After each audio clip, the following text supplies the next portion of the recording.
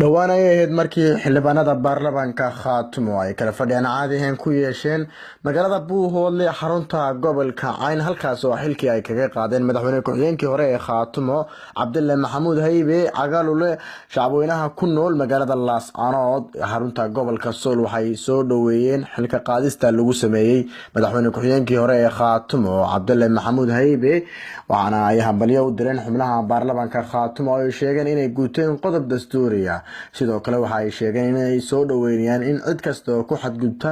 dastuurka maamulka Khaatumo la mariyo sharciga ay kala hambalyo u direen madaxda maamulka Khaatumo oo ay sheegeen inay hil iyo hoob ay la garab taagayeen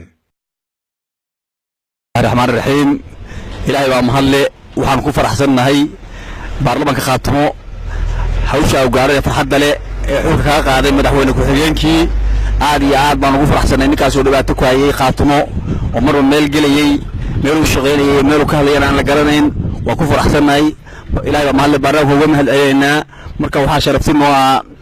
مركب برلمان كحوشة جارين يمدحونا هوجا marka waa ku faraxsanahay waa soo dhaweynaa dhammaan bulshada gobolka soo ku faraxsanahay meel kasta joogto Soomaaliya saayayn dadka ka soo jeeda waa lagu faraxsan yahay hawsha la qabtay baarlamaanka waa ugu mahadcelinaa 100% hawshaana wada hadalkaana aad baan u soo dhaweynaa Soomaaliland iyo qaadma ka socda waxa madaxweynaha iyagu noo soo jeedayaan ku gowracan waa ku taageersanahay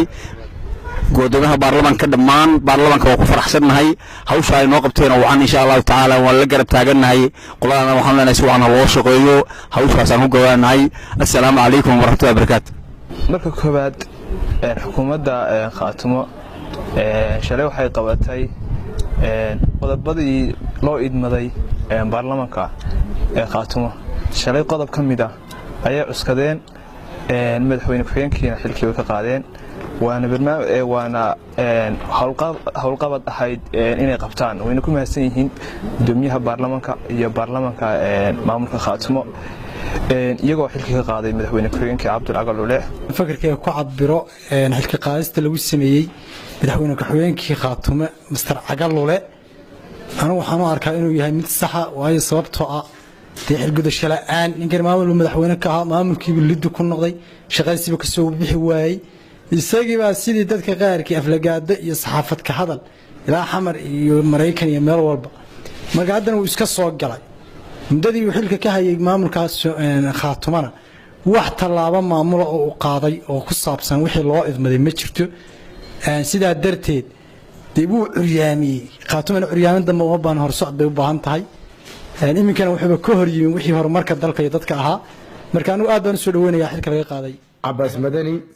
RTN TV Sudan.